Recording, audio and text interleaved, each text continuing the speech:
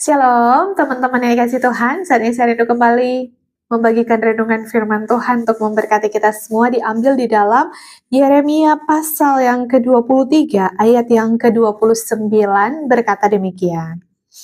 Bukankah firmanku seperti api, demikianlah firman Tuhan, dan seperti palu yang menghancurkan bukit batu.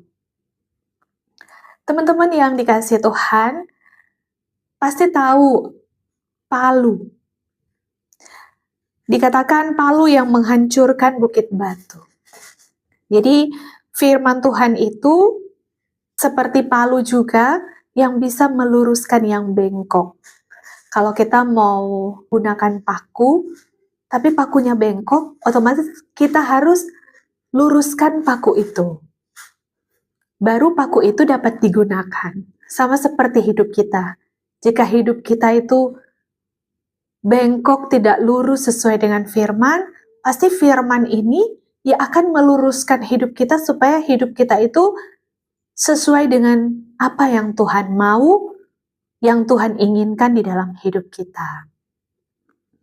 Kenapa dikatakan firman Tuhan itu seperti palu yang menghancurkan batu?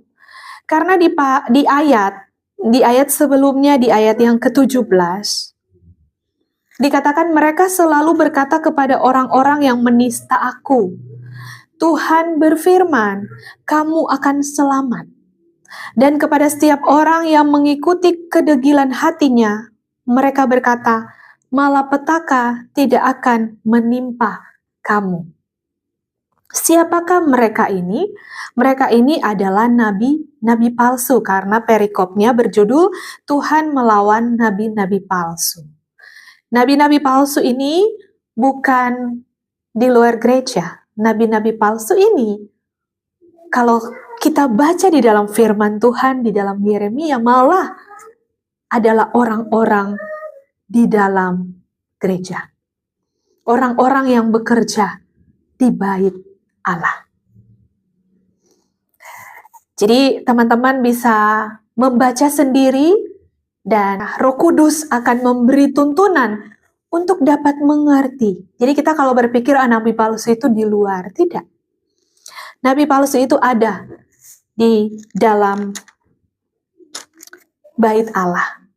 Karena kalau kita baca di sini, Yeremia pasal 20 ayat 1, Imam Pasur bin Imer yang menjabat kepala pengawas di rumah Tuhan mendengar Yeremia menyampaikan kata-kata nubuat itu, lalu Pasur memukul Nabi Yeremia dan memasungkan dia di pintu gerbang Benyamin atas di rumah Tuhan.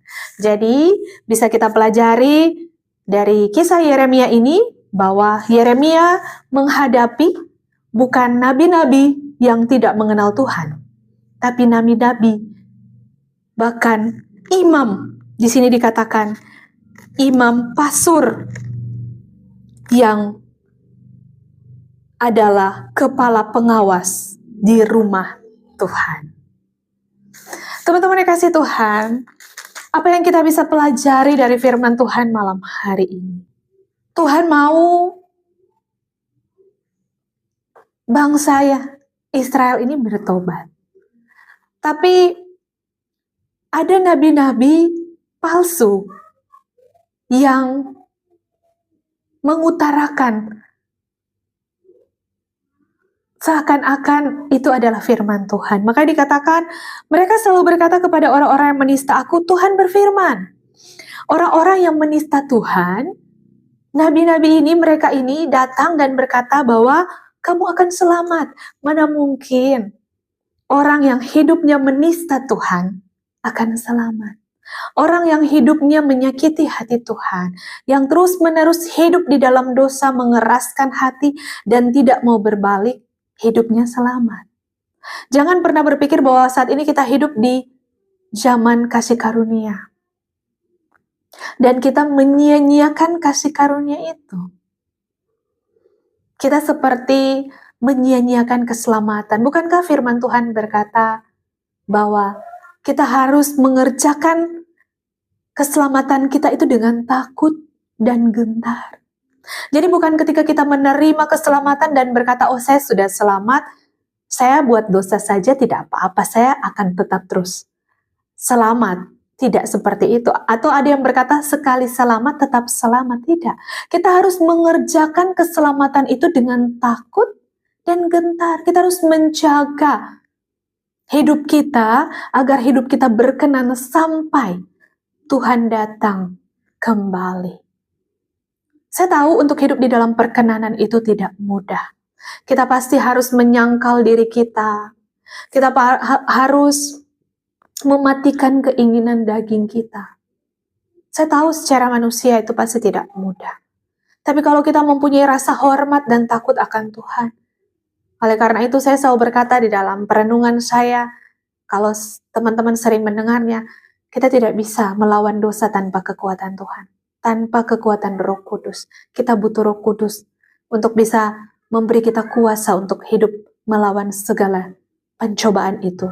Makanya kenapa kita harus punya hubungan dengan Tuhan. Dan dikatakan juga di sini, dan kepada setiap orang yang mengikuti kedegilan hatinya, orang-orang yang mengikuti kedegilan hatinya, nabi-nabi palsu ini berkata, malapetaka tidak akan menimpa kamu. Jadi makanya jangan terlalu kita suka menyenangkan telinga kita dengan, oh saya pasti akan diampuni. Saya jatuh dalam dosa, saya akan diampuni. Ya benar, kita akan diampuni Tuhan. Tapi ada konsekuensi yang akan kita jalani. Tapi apakah kita ketika mengalami konsekuensi, menjalani konsekuensi itu, kita akan bertahan dengan proses yang Tuhan izinkan kita alami? Kita akan bertahan atau malahan kita akan mengutuki Tuhan? Padahal siapa yang salah di sini? Dan kemudian kita malah semakin jauh dengan Tuhan. Di ayat yang ke-30 berkata, sebab itu sesungguhnya demikianlah firman Tuhan, aku akan melawan para nabi yang mencuri firman-Ku. Mereka mencuri firman. Kenapa dikatakan mencuri firman? Karena dikatakan, malapetaka tidak akan menimpa kamu. Malapetaka tidak akan menimpa kamu ketika kamu hidup di dalam Tuhan. Ketika kamu hidup di dalam perkenanan Tuhan, akan ada perlindungan. Dan kemudian dikatakan juga, kamu akan selamat. Kamu akan selamat ketika kamu hidup sesuai dengan perintah Tuhan. Tapi kalau kita hidup tidak menghormati Tuhan, kehidupan kita seakan-akan menista Tuhan, kita tidak akan selamat. Makanya Tuhan berkata, aku akan melawan para nabi yang mencuri firman-Ku. Mencuri firman Tuhan. Dia mengambil firman Tuhan untuk memberitahukan kepada orang-orang yang hidup di dalam dosa. Seharusnya firman Tuhan itu dia harus sampaikan sejujur-jujurnya bahwa jika kalian hidup terus dalam dosa, gak akan ada malapetaka di dalam hidup kalian. Tapi ini dikatakan malah tidak akan ada malapetaka yang menimpa kamu. Makanya dikatakan, bukankah firman-Ku seperti api dan seperti palu yang menghancurkan? Jadi kalau kita tersinggung dengan firman yang disampaikan oleh hamba-hamba Tuhan, firman yang keras yang ingin mengubah hidup kita kembali berbalik dan bertobat, jangan kita berkata kepada orang di sekitar kita atau di dalam hati kita berkata bahwa suci hamba Tuhan ini, seakan-akan dia tidak berdosa. Jangan berkata begitu, jangan kita mengeraskan hati kita dan memutarbalikkan kebenaran, bahkan menghakimi orang yang sedang memberitakan kebenaran firman. Inilah yang dialami oleh Yeremia. Dia mau dibunuh, dia mau diserang.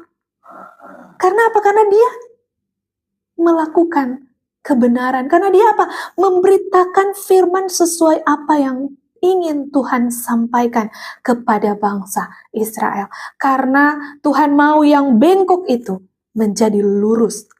Agar apa? Agar paku yang bengkok itu diluruskan, agar dapat digunakan oleh Tuhan dapat berguna. Hidup kita Tuhan mau luruskan supaya hidup kita berguna bagi orang lain. Tuhan mau memenangkan hidup kita supaya kita lebih dari pemenang dan kita bisa memenangkan hidup orang lain juga.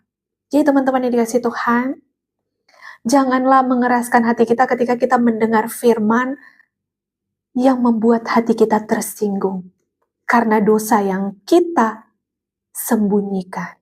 Tapi biarlah firman itu bisa mengubah hati kita yang keras ini. Datang merendahkan diri di hadapan Tuhan. Dan katakan, Tuhan, aku mau bertobat. Bantu untuk aku bisa hidup di dalam kebenaran. Karena itulah yang menjadi kerinduan hati Tuhan bagi setiap kita. Tuhan mau kita semua selamat. Kiranya firman Tuhan ini dapat memberkati hidup kita. Dan hiduplah di dalam kebenaran. Jangan keraskan hati kita. Karena Tuhan sedang menanti kita untuk kembali kepadanya. Shalom dan God bless you.